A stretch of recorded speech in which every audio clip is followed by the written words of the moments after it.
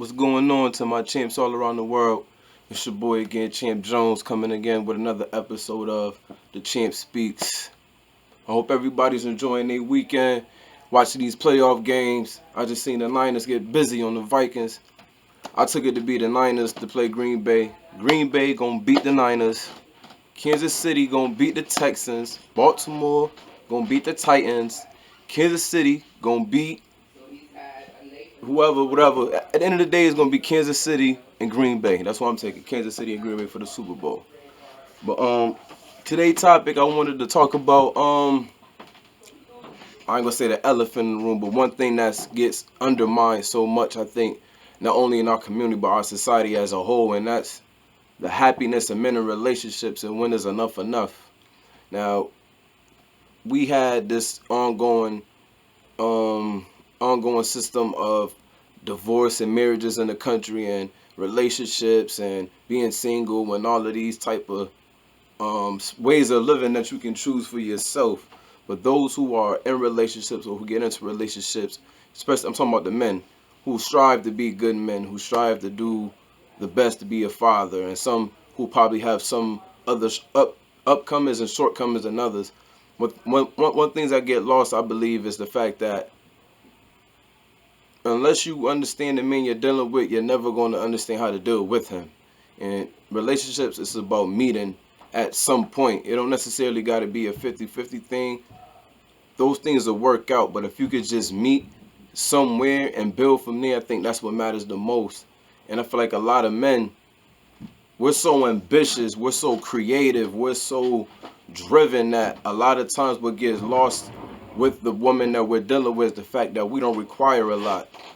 Honestly, I feel like what gets took it for granted is the fact that men just want verbal support for the most part. Well, I can't speak for all men, but for the ones that I know have came across, or at least myself, speaking for myself, we just want a little verbal validation when it comes to particular things. Now, don't get it wrong, a man should always have confidence in himself. He should always believe in himself and believe in his abilities and his capabilities and take his falls and get up, dust it off, and stay strong. That's true. We all can acknowledge that. I'm sure all men know that's the standard. But at the same time, when we're talking about a relationship, it's a different give and take. A man may need an extra push. He may not. Some may want an extra push, some may don't. It's about just meeting your partner where you're at and keeping in mind that he's still human. You know, sometimes a man can drive himself to go too much with his ambition and blow the engine, you know what I'm saying, the transmission and all that. So sometimes they need a recovery period. And within that recovery period, you need the support. I feel like a lot of times that get lost is the fact that men make attempts to be the best they can, but it gets overlooked. And sometimes we judge other men by what, this is my opinion, female judge their men sometimes by what their friends or their family judge men by those standards or what society call a man and stuff like that. And that could cause a lot of malfunction and tension and unnecessary drama that nobody wants to go through. And I know, at least for like the men I've been around, like my friends and family, like we strive to be the best we can. And that's like without a thought of asking for help or reaching out for somebody to interfere in what they know they should be doing as a man. And I feel like men get this look as if, oh, they're not trying, they just want to do them, they just want to make babies and leave. I mean, I'm aware we have unfortunate circumstances in our communities, in our cities, and our everywhere where a situation may occur where a parent may leave, and it's more than enough times it does be the male. But I think what's getting forgotten is, in some line with that, there has to be some respect in that. Like, we need to start respecting men that do decide to want to pick up and leave a situation they feel is unhealthy. Now, if a man is choosing to leave on his own means for X, Y, and Z, I think that's a more personal interpretation. But I think for the collective, women should start respecting the line that men draw, and once they feel like enough is enough, they should be able to pick up and go. Now, I'm not saying pick up and go and forget about the children. That's nowhere near the message that I want to give or condone. But if a man decides to leave and he still provides for the child with no hesitation, no issues, there shouldn't be any further legal actions or personal vendetta set against that man. It should be a line of respect and understanding. Like, Sometimes that happens in life. Sometimes the best intentions for certain things don't plan out to be how we imagine.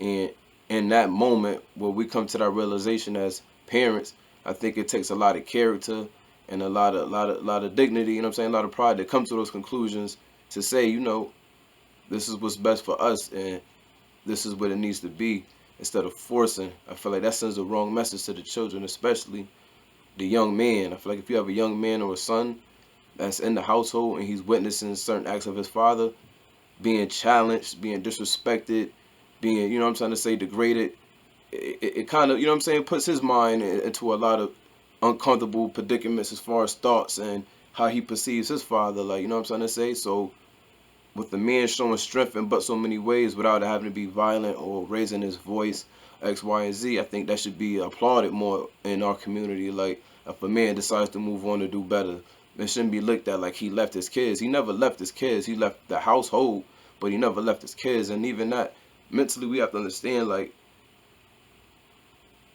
your immediate living situation is your reality. That's supposed to be your comfort zone. That's supposed to be where you leave the world behind you. If that man got enough issues in the world with whatever he's going with as a man in the world, the last thing he wants to do is feel like it's a mini world in his house. You know what I'm trying to say? A mini, like he's being judged with the same stereotypes, with the same expectations in the house. If that man doesn't feel an ounce of peace in there, he's going to go where he's going to find peace. And that don't necessarily mean another woman. That could be the nature. That could be, you know what I'm trying to say? Like, we got to open up our mind and stop assuming that our men are so quick to do damage or want to do damage to our women or go deal with another woman because they don't want to deal with this one. No, like, quiet as kept. A lot of men want peace within themselves. That has nothing to do with females. I've yet to come across a brother of mine or a friend of mine that really feels like his life is incomplete without a woman.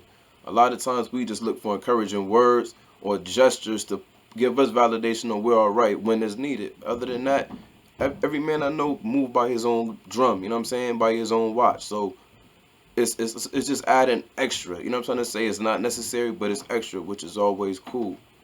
But going forward, I feel like I call it a triple A.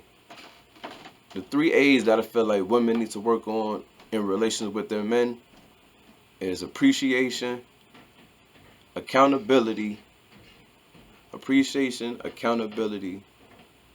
and what was the other A, man? Damn. It was another A. I said appreciation, accountability, and attitude. There you go. Appreciation, accountability, and attitude. I feel like if women could take more accountability, show more appreciation, and be cognitive of their attitude, a lot of issues will be resolved before they can even stem to be a problem. Because 9 times out of 10, a man is set in his ways. You know what I'm trying to say? So that's why I say you got to meet a man where he's at. You can't try to change him. Like, you got to understand where he's at and work with him, and vice versa. I'm never going to say it's all about the man. It's always, like I said, it's a meat thing. But in this particular topic, we're talking about where you got to meet a man at and just respect the fact that he's giving a relationship a try. He's being faithful and he's striving to do things that's not normal in communities. So once you psychologically put him in a box and make him feel like he understands why dudes leave their girls. I understand why dudes cheat because look how I'm being treated. Look how I feel unappreciated. Look how no one's taking accountability. That can cause a lot of issues. So, ladies, don't ever think that I'm knocking y'all. I love y'all to death. I love women like no other. My mother's a woman. My sister's a woman. Like, I love women. But we do have to open up our eyes sometimes to understand how valuable it is to have a good man by your side or a trying man. You understand? So just take this message from me, and you can agree or disagree. It's all welcome. Just stay real, stay motivated, and stay informed. Till next time, your boy Champ. You're one.